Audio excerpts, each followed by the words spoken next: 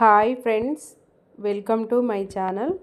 ఈరోజు మనము కాకరకాయ ఫ్రై చేసుకుంటున్నాం ఫ్రెండ్స్. చాలా అంటే చాలా సింపుల్గా ఉంటుంది, టేస్టీగా కూడా ఉంటుంది. అస్సలు అంటే అస్సలు చేదు ఉండదు ఫ్రెండ్స్. మీరు ఒకసారి ఈ విధంగా ట్రై చేయండి. నా ఛానల్ ఎవరైనా కొత్తగా చూస్తున్న వాళ్ళు ఉంటే ప్లీజ్ సబ్స్క్రైబ్ చేయండి ఫ్రెండ్స్. లైక్ చేయండి, షేర్ చేయండి, కామెంట్ చేయండి. మీరు లైక్ చేస్తేనే ఇంకొకరు వేరే వాళ్ళకి వెళ్తుంది ఫ్రెండ్స్ నా వీడియో. కొంచెం మీరు సపోర్ట్ చేస్తారని నేను అనుకుంటున్నా. ఎందుకంటే చూసిన వాళ్ళు నచ్చితే లైక్ చేయొచ్చు కదా ఫ్రెండ్స్. లైక్ చేయట్లేదు ఎందుకు నాకు అర్థమవుతలేదు. మీకు నచ్చినట్టుంటే కామెంట్ చేయండి. ఎవరైనా ఈ వీడియో చూసి ఈ కర్రీ ట్రై చేసిన వాళ్ళు ఉంటే మీకు ఎట్లా వచ్చిందో నాకు కామెంట్ రూపంలో తెలియజేస్తారని అనుకుంటున్నా. ఎందుకంటే మీరు ఇచ్చే కామెంట్ లైకే నన్ను ముందుకు తీసుకెళ్తాయి అన్నమాట. నేను మంచి మంచి వీడియోస్ చేయడానికి నన్ను ఎంకరేజ్ చేస్తాయి. అందుకే నేను అందరికి చెప్తున్నా ఫ్రెండ్స్, కొత్తగా చూసే వాళ్ళు ఎవరైనా అంటే ప్లీజ్ సబ్స్క్రైబ్ చేసుకోండి. ఇప్పుడు మనము ఇలా ఒక పావు కేజీ కాకరకాయలు తీసుకుందాం ఫ్రెండ్స్. వాటిని మంచిగా కడిగి తూడ్చుకొని శుభ్రం చేసి పక్కన పెట్టుకోవాలి. ఎందుకంటే తడి ఉంటే కాకరకాయ చేదు వస్తుందన్నమాట. తడి లేకుండా ఎప్పుడైనా కట్ చేసేటప్పుడు కాకరకాయలకి తడి లేకుండా చూసుకోండి ఫ్రెండ్స్. కట్ చేసుకుందాం, పక్కన పెట్టుకుందాం. తర్వాత ఒక ప్యాన్ తీసుకొని ప్యాన్లో ఒక స్పూను పల్లీలు, ఒక స్పూను ఎండు కొబ్బరి ముక్కలు తీసుకొని మంచిగా వేయించుకుందాము. ఇవి మంచిగా వేయించితేనే మనకి టేస్ట్ బాగా వస్తుందన్నమాట. తర్వాత ఒక హాఫ్ స్పూన్ మెంతులు, హాఫ్ స్పూన్ జీలకర్ర యాడ్ చేసుకొని మంచిగా వేయించుకుందాము. ఇవి ఫస్ట్ యాడ్ చేస్తే మాడిపోతాయి, అందుకని కొంచెం పల్లీలు ఎండు కొబ్బరి వేయించిన తర్వాత యాడ్ చేసుకోవాలి. చల్లారడానికి పక్కన పెడదాం ఫ్రెండ్స్ అవి. తర్వాత ఇప్పుడు కాకరకాయ ముక్కల్ని ఇట్లా చిన్న చిన్న ముక్కలుగా కట్ చేసుకొని లోపల ఉన్న వైట్ స్కిన్ తీసేయాలన్నమాట. గింజలు అవి తీసేసి పక్కన పెట్టుకొని ఇప్పుడు ఇవి చల్లారిన తర్వాత దీంట్లో ఒక స్పూన్ కారము, ఒక హాఫ్ స్పూన్ ఉప్పు, ఒక హాఫ్ స్పూన్ ధనియాల పొడి, మీ దగ్గర ధనియాలు ఉంటే యాడ్ చేయండి, లేకపోతే పొడి యాడ్ చేసుకోండి. తర్వాత వెల్లుల్లిపాయలు యాడ్ చేసుకొని మంచిగా మెత్తగా మిక్స్ చేసుకోవాలి. ఇలా మిక్స్ చేసుకోవాలి. పసుపు కూడా యాడ్ చేసుకుంటే చేసుకోవచ్చు, లేకపోతే కర్రీలో యాడ్ చేసుకోవచ్చు, అది మన ఇష్టం అండి. తర్వాత ఇప్పుడు మనము ఆ మిక్సీ పట్టుకున్న మిశ్రమాన్ని మొత్తం ఈ కాకరకాయ ముక్కలలో నింపి పెట్టుకోవాలి.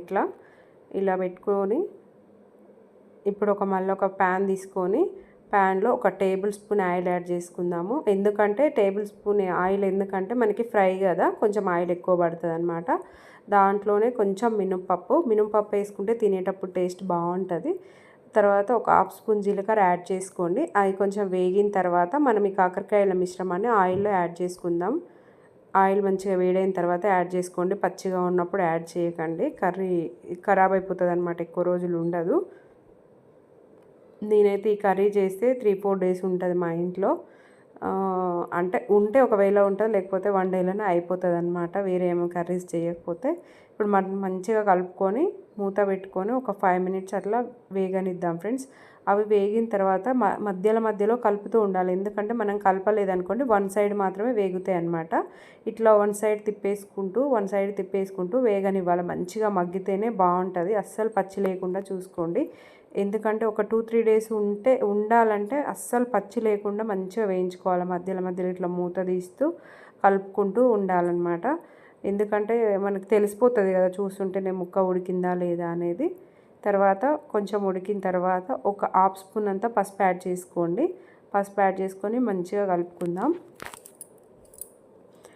మంచిగా కలుపుకున్న తర్వాత ఇవి ఒక 50% వేగిన తర్వాత మనం మిగిలిన పొడి ఉంది కదా, ఎల్లిపాయ కారం పొడి ఉంది కదా, ఆ కారపొడిని కూడా యాడ్ చేసుకుందాము. ఫస్ట్ యాడ్ చేస్తే మాడిపోతుందండి కారపొడి, అందుకనే మనకి కాకరకాయ కర్రీ అయిపోతుంది అనే మూమెంట్లో యాడ్ చేయండి. లేదంటే ఫస్ట్ యాడ్ చేసుకున్నాం అనుకో బ్లాక్ అయిపోతుంది అనమాట, కారం బాగుండదు అప్పుడు. ఇట్లా అన్ని ముక్కల్ని వన్ సైడ్ నుంచి తిప్పుకుంటూ ఇట్లా వేయించుకోవాలి. అట్లయితేనే మనకి మంచిగా వేగుతాయి, లేకపోతే వన్ సైడే వేగుతుంది అనమాట. చూడండి మంచిగా దగ్గర పడుతుంది కర్రీ. ఇంకొక 5 మినిట్స్ అట్లా అయితే అయిపోవచ్చింది అనమాట. అన్నీ మంచిగా వేగినాయి, ఒకటి అక్కడక్కడ పచ్చిగా ఉంది, అందుకే మంచిగా తిప్పేసుకొని వేయించుతున్నా. ఇట్లా వేయించితేనే బాగుంటుంది ఫ్రెండ్స్. కర్రీ మంచిగా అయిపోయింది. ఇప్పుడు మనం వేరే గిన్నెలకు సర్వ్ చేసుకుందాం అనమాట.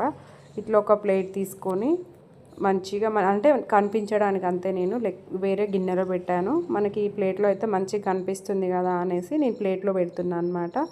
చల్లారనివ్వండి. చల్లారకుండా మీరు ఏ బాక్స్లో పెట్టైనా మూత పెట్టకండి ఫ్రెండ్స్. కర్రీ మొత్తం చల్లారిన తర్వాతనే మనం ఒక డబ్బాలో కానీ బాక్స్లో కానీ గిన్నెలో కానీ పెట్టుకొని మూత పెట్టండి. ఎందుకంటే మూత పెట్టినామనుకో మూతకి ఏమన్నా ఆవిరి వాటర్ పడితే మళ్ళీ కర్రీ చేదైపోతుంది అనమాట. అట్లా అందుకనేసి మొత్తం చల్లారిన తర్వాత ఇట్లా పక్కన స్టోర్ చేసుకుందాం. నచ్చితే కరివేపాకు కొత్తిమీర యాడ్ చేసుకోండి. నాకైతే ఇట్లా కాకరకాయ కర్రీలా కరివేపాకు యాడ్ చేస్తా కానీ అప్పుడప్పుడు కొత్తిమీర అయితే అస్సలు యాడ్ చేయను. నాకు అసలుకే నచ్చదు ఫ్రెండ్స్, అందుకనే యాడ్ చేయను. మీకు ఇష్టం ఉంటే యాడ్ చేసుకోండి. Thank you for watching friends. Please subscribe చేసుకోండి. Bye bye.